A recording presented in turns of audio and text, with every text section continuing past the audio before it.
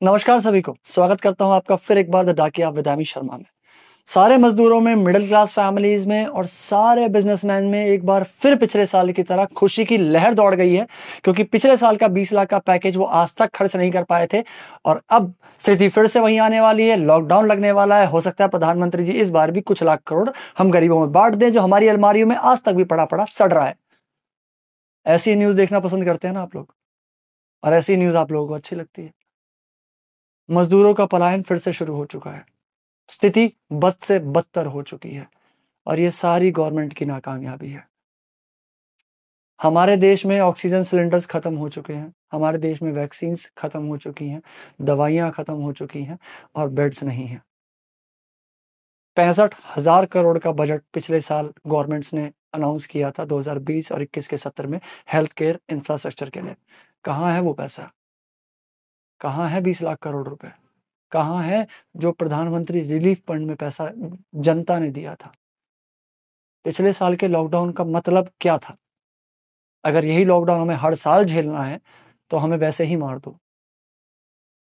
पिछले साल के लॉकडाउन में गवर्नमेंट ने हमें 3 महीने अपने घर में क्यों कैद रखा, जब वो इस लायक ही नहीं थे कि इस भयावह स्थिति से निपट सके? क्यों नहीं हमें बताया गया कि ये हर साल करने वाले हैं हम लोग? और ये मत सोचिएगा कि मैं भविष्य दिखा रहा हूं कि 2021 में गवर्नमेंट कैसे बोल देती कि हम 2021 में क्या करेंगे। ऐसा नहीं होता। गवर्नमेंट को हर पहलू से सोचना पड़ता है, गवर्नमेंट को हर पर्सपेक्टिव से सोचना पड़ता है। 3 महीने का लॉकडाउन था तो क्यों नहीं हमारे पास प्रॉपर बेड अवेलेबल हुए? क्यों नहीं हमारे पास ऑक्सीजन की खपत आज कम क्यों है? क्यों हमारे पास दवाइयाँ कम हैं? क्यों हमारी वैक्सीन्स बनने के बाद एक्सपोर्ट पे ज़्यादा ध्यान दिया गया, ना कि हिंदुस्तान की जनता को लगे जल्दी से जल्दी? क्यों नहीं इन चीज़ों पे ध्यान दिया जाता? पिछले साल घरों में कैद होते ही आप लोगों ने स्टार्ट देखना, मैंने भी देखा था, क्योंकि मैं भी उस चीज़ का एक हिस्सा था जब तबलीगी जमात और मरकज़ का केस आया था। मैंने भी कहा था कि अगर ये चीज़ें कंट्रोल नहीं कर सकते तो फैलाओ मत और ऐसे लोगों को गोली मार दो जो कि समझना नहीं चाहते हैं। मैं आज अपनी स्टेटमेंट फिर से रिपीट करता हूँ, कुंभ मेले के लिए। कुंभ मेले में जिन-जिन नेताओं ने उनको परमिशन दी है, उन लोगों को भी गोली मार देनी चाहिए, क्योंकि वो लोग अपने बड़े-बड़े फार्म हाउसेस में जाके बैठ जाएँगे, अपनी सरकारी गाड़ियाँ लेंगे, उनके पास किसी चीज़ की कमी नहीं होने वाली। कमी हम लोगों को होगी जो 100-200 गज के घर में, एक कमरे के घर में पड़े रहते हैं, जिनकी नौकरियाँ जा चुकी है या जिन्हें नौकरी करने के लिए निकलना पड़ता है, दुकान सँभालने के लिए निकलना पड़ता है। हिंदू ज़िंदाबाद, ज़रूरी नहीं है कि वो इंसान अच्छा हो। मुसलमान ज़िंदाबाद, ज़रूरी नहीं है कि मुसलमान अच्छा हो। 1947 की वो बर्बादी, वो divide and rule Hindustan Pakistan आज तक नहीं हम लोग भुगत पाए हैं। आज तक भी उस चीज़ से ना ही कभी निकलेंगे। वो चीज़ हमें बर्बाद कर गई। सेम उस टाइम अंग्रेज दिखते थे कि सामने दुश्मन है, अंग्रेज है। आज हमारे घर के अंदर हमें डिवाइड किया जा रहा है और रूल तो ये लोग कर ही रहे हैं पूरी तरीके से। मैं समझदार बोलूंगा इन राजनेताओं को जिनमें इतनी तेज बुद्धि है, जो बिना कुछ करे राज कर रहे हैं, और हम लोग जनता बेवकूफ है जो सब कुछ देखते हुए कुछ समझ नहीं पा रही है।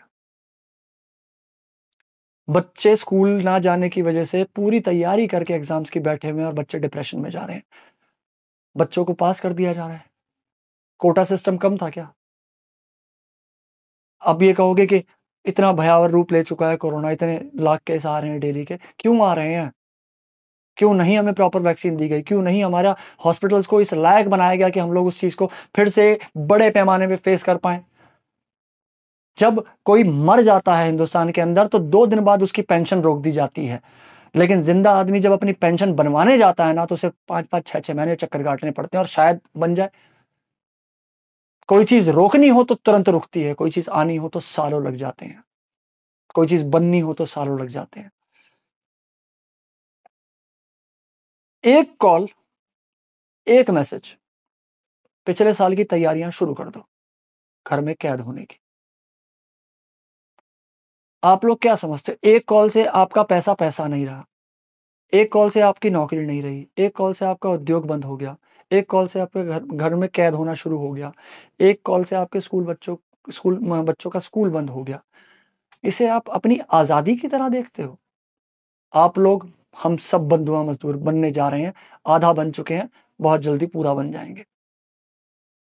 वो लोग कुछ भी करें, प्रधानमंत्री वेस्ट बंगाल जाते हैं, अपनी रैलियाँ करते हैं, लाखों लोगों को इकट्ठा करते हैं और फिर जब दिल्ली वापस आते हैं तो मुख्यमंत्रियों के साथ मीटिंग करते हैं, जो कि वीडियो कॉन्फ्रेंसिंग के जरिए होती है। कमाल है। वहां लाखों लोगों के बीच में तुम लोग जाके ड्रामा दिखाते हो क्योंकि वहां पर वोट मांगना है, और यहाँ पर जनता को दिखाते हो कि हम लोग कितने सोशल डिस्टेंसिंग करते हैं, कितनी परवाह करते हैं। दीदी वहां लगी पड़ी हैं अपने, गांधी परिवार अपना काम कर रहा है वहां पर, सब अपने अपने कामों में बिजी हैं राजनेता। दिल्ली में बहुत कोरोना फैल गया, महाराष्ट्र में बहुत कोरोना फैल गया, टॉप पे आ गए हम लोग, क्योंकि शायद हमारे पास सरकारें दूसरी हैं।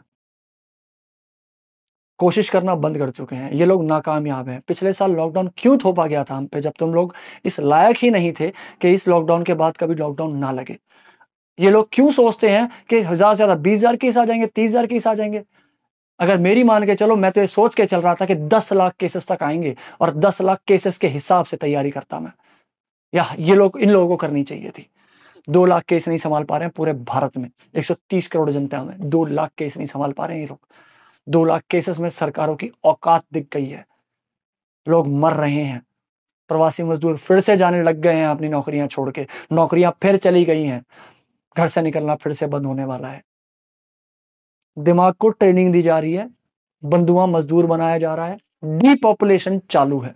ये वर्ड आपको मेरा बहुत बाद में समझ आएगा, लेट आएगा, लेकिन डीपॉपुलेशन कहूंगा मैं इसको, क्योंकि इसमें मरने वाले ज्यादातर लोग, 80% लोग इस बीमारी से, इस समय से, पैसे की दिक्कत, सुसाइड, सब मिडिल क्लास और उससे नीचे के लोग करते हैं, जिनकी हिंदुस्तान की राजनीति में अब कोई जरूरत नहीं रही है मेरे हिसाब से। अपनी आंखें खोलिए, हर चीज न्यूज में देखने वाली अच्छी नहीं होती। पिछले साल Sushant Singh Rajput, nepotism, Indo China, हिंदू मुस्लिम, यही देखा था मैंने लॉकडाउन में। कई महीने चला था। उस टाइम ना ही कहीं रेप हो रहा था, ना मर्डर हो रहे थे, ना कोई और बीमारी से हॉस्पिटल के बाहर लोग मर रहे थे, और ना आज मर रहे हैं।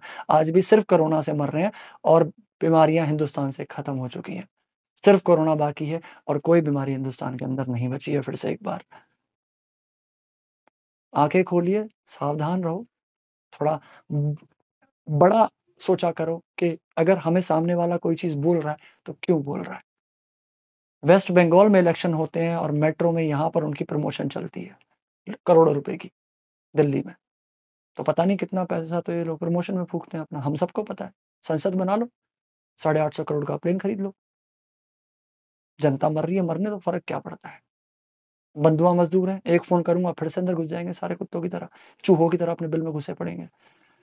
और हम लोग मजबूर हैं, हम लोग कुछ कर नहीं सकते, क्योंकि पावर भी हम ही लोगों ने उनको दी है इतनी। हमारा दिमाग कंट्रोल कर लिया गया है। हमको पता नहीं क्यों हर मुसलमान के हाथ में एक तलवार दिखती है जो उसने पकड़ी नहीं है, और हर मुसलमान को एक हिंदू के हाथ में तलवार दिखती है जो उसने पकड़ी ही नहीं है, लेकिन दिखने सबको लगा है, और ये दिखना आगे बढ़ेगा।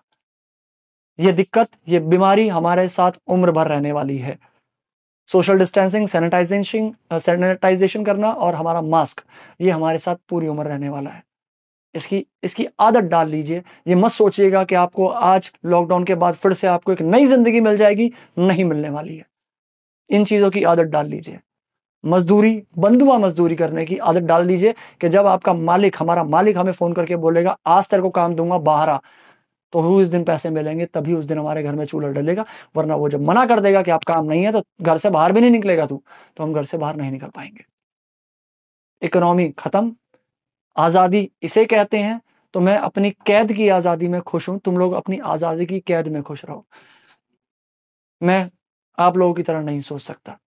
मुझे लगता है कि ये चीजें गलत हो रही हैं। आप लोगों को भी सोचना चाहिए कि अब पिछले साल के लॉकडाउन से लेके आज तक सरकारों ने किया क्या, क्या तैयारियां की, कहाँ गया 20 लाख करोड़, कहाँ गया पीएम रिलीफ फंड, और कहाँ गया 65,000 करोड़ का हेल्थ इंफ्रास्ट्रक्चर को दिया गया एक बजट में जो पास किया गया था, कहाँ गया वो पैसा।